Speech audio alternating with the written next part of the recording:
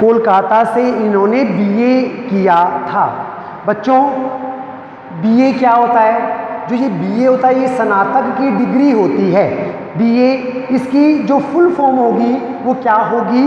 Bachelor of arts. जब आप 11वीं कक्षा में हो जाएंगे तो कुछ बच्चे कला संकाय लेंगे, कुछ बच्चे विज्ञान संकाय लेंगे और कुछ बच्चे जो है वो मेडिकल संकाय को लेंगे। आप आर्ट्स स्ट्रीम लेंगे, कुछ बच्चे कॉमर्स स्ट्रीम लेंगे और कुछ बच्चे मेडिकल स्ट्रीम लेते हैं, कुछ बच्चे नॉन मेडिकल स्ट्रीम लेते हैं। तो बच्चों जो आर्ट से ग्रेजुएशन करता है, जो आर्ट से स्नातक की डिग्री प्राप्त करता है उसे बीए बोला जाता है। जो वाणिज्य से, जो कॉमर्स से बीए डिग्री प्राप्त करता है, स्नातक की डिग्री प्राप्त करता है उसे बीकॉम बोला जाता है। तथा जो मेडिकल से, जो विज्ञान संकाय से ग्रेजुएट करता है, स्नातक की डिग्री प्राप्त करता है उसे बीएससी बोला जाता है। तो बीएससी कैसे बच्चों? अगर आप गणित विषय से करेंगे, नॉन मेडिकल से करते हैं तो आप बीएससी हो जाएंगे, या मेडिकल से, विज्ञान संकाय से ग्रेजुएशन की डिग्री प्राप्त करते हैं तो भी बीएससी ही बोला जाता है। तो कला संकाय से आप बीए करते हैं, वाणिज्य संकाय से आप क्या करते हैं? वाणिज्य संकाय से आप बीकॉम करते हैं तथा विज्ञान संकाय से आप क्या करते हैं? बीएससी करते हैं। तो इन्होंने क्या किया था? कोलकाता से बीए किया था। तो इन्होंने कौन सा संकाय लिया था? कौन सी स्ट्रीम ली थी? इन्होंने कला संकाय लिया था, आर्ट स्ट्रीम ली थी। फिर इलाहाबाद से एमए। एमए क्या होता है बच्चों? एमए होता है मास्टर ऑफ आर्ट। कई बच्चे इसको एमए बोलते हैं, तो आप रोंग उच्चारण करते हैं। आपका प्रोनाउंसिएशन बिल्कुल राइट होना चाहिए। ये एमए शब्द नहीं होता, ये एमए होता है। क्या बोला जाता है इसे? एमए। उन दिनों डॉक्टर धीरेन्द्र वर्मा हिंदी विभाग के अध्यक्ष थे। शोध प्रबंध प्रयाग विश्वविद्यालय के हिंदी विभाग में रहकर 1950 में पूरा किया था। रामकथा उत्पत्ति और विकास। तो रामकथा उत्पत्ति और विकास पर इन्होंने शोध प्रबंध किया था, पीएचडी की थी। प्रीमल में उनके अध्याय पढ़े गए थे। फादर में मातरलिंग के प्रसिद्ध नाटक, एक प्रसिद्ध नाटक है जो किसके द्वारा लिखा गया बच्चों? मातरलिंग के द्वारा लिखा गया, ब्लू बर्ड। उस नाटक का क्या नाम था? ब्लू बर्ड था। उसका रूपांतर किया गया था। रूपांतर मैंने आपको शब्दार्थ के अंतर्गत बताया था कि उसका रूप बदलना, यानी जो ब्लू बर्ड था नाटक वह कौन सी भाषा में था? वह अंग्रेजी भाषा में था और उसका हिंदी रूपांतर कर दिया गया। किस नाम से किया गया? ब्लू बर्ड अंग्रेजी में था, हिंदी रूपांतर नील पंछी के नाम से कर दिया गया। बाद में वह सेंट जेवियर्स कॉलेज रांची में हिंदी तथा संस्कृत विभाग के विभागाध्यक्ष रहे थे। जो कॉलेज, कौन सा कॉलेज? रांची में सेंट जेवियर्स कॉलेज है, वहाँ पर ये हिंदी और संस्कृत के विभागाध्यक्ष रहे। बच्चों विभागाध्यक्ष क्या होता है? हेड ऑफ द डिपार्टमेंट, विभाग के अध्यक्ष। विभागाध्यक्ष, जब आप इसका संधि विच्छेद करेंगे तो विभाग अलग हो जाएगा और अध्यक्ष अलग हो जाएगा। तो ये हमारी कौन सी संधि है? ये हमारी दीर्घ संधि है। विभाग में ग में अ मिला है और अध्यक्ष में भी ए है, और जब ए मिल जाते हैं तो ये आ बन जाता है दीर्घ संधि के अंतर्गत विभाग प्लस अध्यक्ष, विभागाध्यक्ष।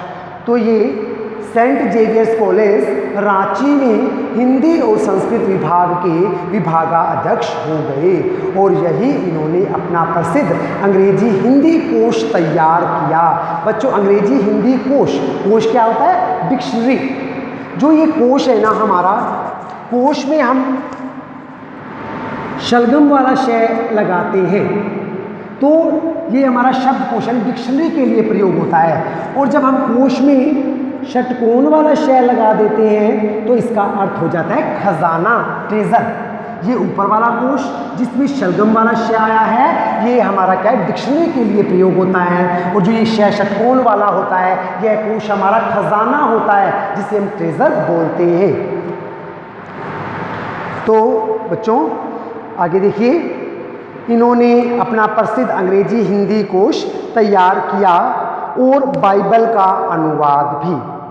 और वहीं बीमार पड़े पटना आ गए। बच्चों ये बीमार पड़ गए और अब कहाँ आ गए थे, ये पटना आ गए। दिल्ली आए और चले गए, 47 वर्ष देश में रहकर और 73 वर्ष की जिंदगी जीकर। तो बच्चों आपसे ये प्रश्न भी पूछा जा सकता है कि ये भारतवर्ष में अर्थात भारत देश में कितने वर्ष तक रहे थे। तो ये भारत देश में 43 वर्ष तक रहे थे और इनकी कुल उम्र कितनी थी, इनकी कुल उम्र 73 वर्ष थी। अर्थात 73 वर्ष की आयु में 73 वर्ष की उम्र में इनका देहावसान हो गया था, इनकी मृत्यु हो गई थी। फादर बुल्के संकल्प से सन्यासी थे। तो बच्चों जो फादर कामिल बुल्के हैं वो क्या हैं, संकल्प से सन्यासी थे। कभी कभी लगता वह मन से सन्यासी नहीं थे। इन्होंने संकल्प लिया हुआ था कि मैं सन्यासी बनूंगा, लेकिन ये मन से सन्यासी नहीं थे। मन से सन्यासी कैसे नहीं थे, जैसे मैंने आपको एग्जाम्पल्स बताया है कि सबको सुझाव देते थे, सजेशन देते थे, सुख दुख में सबके घरों में जाते थे, सबको गले लगाते थे, प्रेम पूर्वक मिलते थे, बातें करते थे। इस प्रकार ये मन से सन्यासी नहीं थे। रिश्ता बनाते थे तो तोड़ते नहीं थे। बच्चों एक बार जिससे रिश्ता बना लिया उससे रिश्ता नहीं तोड़ते थे। 10 साल बाद मिलने के बाद भी उसकी गंध महसूस होती थी। वह जब भी दिल्ली आते ज़रूर मिलते, खोज कर समय निकाल कर। बच्चों जब भी ये दिल्ली आते तो लेखक से अवश्य मिलते थे, उन्हें खोज कर मिलते थे। अगर उन्हें पता होता कि लेखक दिल्ली में हैं तो उन्हें खोजते और उनसे मिलकर जाते थे। समय निकाल कर, गर्मी सर्दी बरसात झेल कर, चाहे गर्मी हो सर्दी हो बरसात हो, फिर भी ये मिलने अवश्य जाते थे, चाहे 2 मिनट के लिए ही सही। यह कौन सन्यासी करता है, अर्थात यह कोई सन्यासी नहीं करता। उनकी चिंता हिंदी को राष्ट्रभाषा के रूप में देखने की थी। बच्चों वो हिंदी को राष्ट्रभाषा के रूप में देखना चाहते थे। हर मंच से इसकी तकलीफ बयान करते थे। क्या तकलीफ बयान करते थे कि आजकल क्या होता है, हमारे भारत की भाषा कौन सी है, हिंदी, फिर भी हम बढ़ावा दूसरी भाषाओं को दे रहे हैं। हम अंग्रेजी भाषा को बढ़ावा दे रहे हैं, हम दूसरी अन्य भाषाएं, दूसरे देशों की भाषा को सीख रहे हैं, दूसरे देशों की भाषाओं को सीख रहे हैं, और हम अपने देश में क्या कर रहे हैं, अपनी हिंदी भाषा की उपेक्षा कर रहे हैं, हम इस हिंदी भाषा की आलोचना करते हैं। तो क्या था, हर मंच से ये इसकी तकलीफ बयान करते थे कि हिंदी भाषा को इतना अधिक महत्व हमारे भारत देश में नहीं दिया जा रहा है। इसके लिए अकट्य तर्क देते थे। अकट्य तर्क कैसे कि हिंदी का भी महत्व है, हिंदी के महत्व के लिए ये न काटे जाने वाले तर्क देते थे। बस इसी एक सवाल पर उन्हें झुंझलाते देखा गया और हिंदी वालों द्वारा ही हिंदी की उपेक्षा पर दुख करते पाया गया।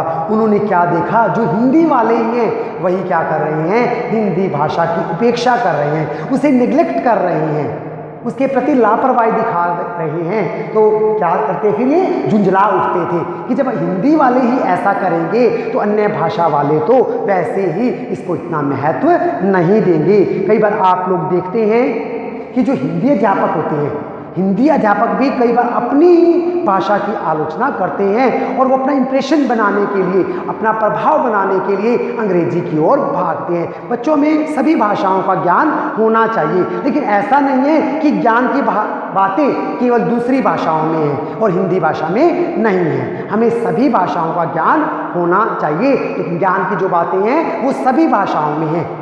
तो इसीलिए हमें अंग्रेजी के, हिंदी के तथा दूसरी भाषाओं को समान महत्व देना चाहिए तथा उसमें लिखी हुई पुस्तकें पढ़नी चाहिए। तो हिंदी वालों द्वारा हिंदी की उपेक्षा पर दुख करते पाया गया। घर परिवार के बारे में, निजी दुख तकलीफ के बारे में उनका स्वभाव था। वे क्या करते बच्चों, घर परिवार के बारे में भी पूछते थे, निजी दुख तकलीफ के बारे में भी पूछते थे। बड़े से बड़े दुख में उनके मुख से सांत्वना के जादू भरे 2 शब्द सुनना एक ऐसी रोशनी से भर देता जो किसी गहरी तपस्या से जन्मती थी। हर मौत दिखाती है जीवन की नई राह।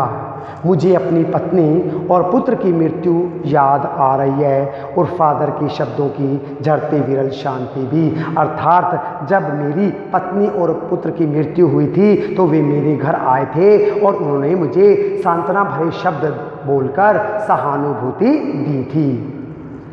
बच्चों, आज वह नहीं हैं, अर्थात उनकी मृत्यु हो गई है।